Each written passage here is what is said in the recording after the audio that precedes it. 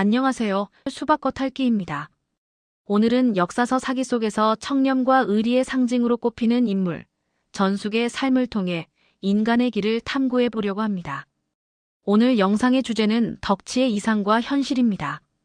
사마천이 쓴 사기열전 중 전숙열전은 사마천이 생각하는 이상적인 관리의 모습이 무엇인지, 그리고 그 덕이 권력의 본질 앞에서 어떻게 발현되거나 좌절되는지를 보여주는 깊이 있는 정치 철학서라고 할 수 있죠. 전숙은 청렴, 의리, 지혜라는 세 가지 덕목을 몸소 실천한 인물입니다. 사마천은 전숙의 행적을 통해 한고조 유방부터 문제, 경제에 이르는 시기 동안 신하가 가져야 할 역할이 무엇인지 보여주며 언제나 인격이 능력보다 우선한다는 점을 강조하고 있습니다.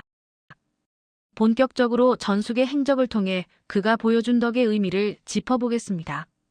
전숙이 역사에 이름을 알린 건 주군인 조항장호가 위기에 처했을 때였습니다. 유방 암살 음모 혐의로 장호가 압송되자 대부분의 신하가 도망쳤지만 전숙과 맹서만은 달랐습니다. 삼족을 멸하겠다는 황제의 위협 속에서도 끝까지 주군을 따랐죠. 그들은 스스로 머리를 깎고 붉은 죄수복을 입은 채 목에 쇠칼을 차고 조왕의 노예를 자처하며 뒤를 따랐습니다. 이는 자신의 지위와 목숨보다 의리를 우위에 둔 정신의 표현이었습니다. 훗날 고조 유방은 이 절개를 높이 평가해 이들을 중용하게 됩니다. 사마천은 전숙을 통해 이상적인 관리가 순수한 윤리적 결단에서 그 가치가 증명된다고 보았습니다. 자기 자신을 확고한 원칙으로 다스릴 수 있는 사람만이 타인을 다스릴 자격이 있다는 것이죠. 세월이 흘러 문제 시절, 전숙은 친구 맹서를 추천합니다. 하지만 문제는 과거에 맹서가 흉노에게 패배해 수백 명의 병사를 잃은 이를 비판하며 질책했죠. 이때 전숙은 패배라는 결과가 아닌 그 속에 담긴 본질을 이야기합니다. 전숙은 맹서가 평소 덕망이 높았기에 병사들이 후퇴 명령을 거부하고 지휘관을 지키기 위해 죽음을 무릅쓰고 싸우다 전사한 것이라고 설명합니다. 즉, 이 패배는 지휘관의 무능이 아니라 부하들의 헌신을 이끌어낸 뛰어난 인격의 증거라는 논리였죠. 결국 문제는 전숙의 지혜로운 변호에 설득되어 맹서를 다시 중용합니다. 사마천은 여기서 리더가 이끄는 과정이 결과만큼 중요하며 진정한 리더는 숫자가 아니라 사람의 마음을 얻는 자라는 것을 역설하고 있습니다. 경제 시절, 전숙은 실정을 저지르던 젊은 노왕의 재상이 되었습니다. 그는 직설적인 간언 대신 정교한 통치술을 썼습니다. 왕이 사냥과 토목 공사에만 빠지자 전숙은 스스로 공사 감독관처럼 행동하며 왕이 부끄러움을 느끼도록 유도했죠. 왕의 자존심을 건드리지 않으면서도 양심을 일깨워 스스로 변화하게 만든 이 방법은 유교적 이상의 완벽한 구현이었습니다. 강제력이 아닌 감화의 힘으로 왕의 인격을 빚어내고 국가의 방향을 이끈 것입니다. 하지만 이야기는 여기서 끝나지 않습니다. 전숙의 아들 세대로 넘어가면 비극적인 현실이 기다리고 있습니다. 전숙의 아들 전인과 친구 이만은 아버지 세대의 청렴함을 물려받아 부패를 척결하는 유능한 관리로 활약했습니다. 사마천의 절친한 친구이기도 했던 이들은 덕망 있는 인재로 칭송받았죠. 그러나 강력한 황권을 휘두르던 무제시대, 이들은 무고의 화라는 황태자의 반란 사건에 연루됩니다. 강직했던 그들은 결국 모반 동조 혐의를 받고 허리가 잘리는 참혹한 형벌인 요차명에 처해지고 맙니다.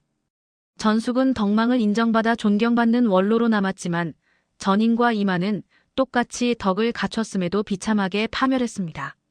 사마천은 이를 통해 통치자의 인격과 시대의 성격이 개인의 운명을 결정짓는 비정한 현실을 고발하고 있습니다. 여기서 우리는 이 열전에서 유래한 유명한 고사성어 결자의지를 다시 보게 됩니다.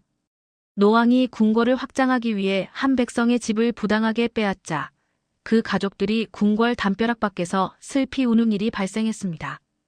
이 소식을 들은 전숙은 왕에게 직접 책임을 묻는 대신 다른 일로 왕을 찾아가 대화하던 중 자연스럽게 이 문제를 언급했습니다.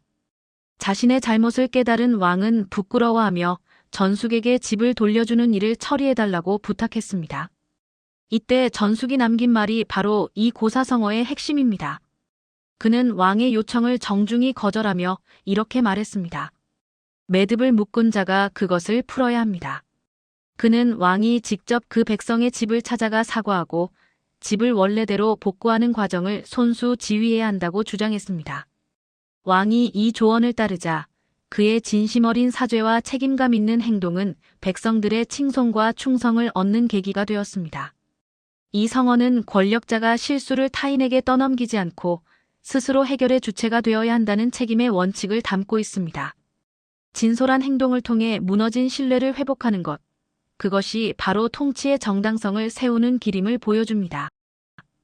이제 인물들의 삶을 통해 사마천이 우리에게 전하려 했던 생각을 정리해 보겠습니다. 사마천은 천하를 통일한 영웅이 아닌 평범해 보이지만 청렴과 의리를 지킨 전숙을 주인공으로 삼았습니다. 이는 법으로 백성을 억압했던 홍리들과 대비되며 공직자의 가치는 업적이 아닌 도덕적 됨됨이로 측정되어야 함을 말해줍니다. 군주와 신하의 관계는 시대에 따라 변합니다. 신뢰가 바탕이 된 문제 시절에는 덕이 빛났지만 독단과 불신이 가득한 무제 시절에는 덕이 파멸의 원인이 되기도 했습니다. 사마천은 권력의 역학관계가 인간의 덕성을 어떻게 변화시키는지 날카롭게 해부했습니다. 전숙의 성공과 아들 전인의 죽음은 하늘의 정의란 존재하는가라는 사마천의 오랜 고뇌를 보여줍니다. 그럼에도 불구하고 사마천은 말합니다. 덕을 추구하며 사는 삶 자체가 결과와 상관없이 그 자체로 내재적 가치를 지닌다는 것입니다. 결국 전숙열전은 우리에게 묻습니다. 운명이 아무리 잔인할지라도 인간으로서 올바른 길을 갈 것인가? 의로운 삶의 이야기는 기록될 가치가 있으며 그 기록 자체가 하나의 불멸이 된다는 것이 사마천의 굳건한 믿음이었습니다. 오늘 준비한 내용은 여기까지입니다. 여러분은 전숙과 전인의 삶을 보며 어떤 생각이 드셨나요? 댓글로 의견 남겨주세요. 지금까지 수박겉핥기였습니다. 구독과 좋아요 부탁드립니다. 감사합니다.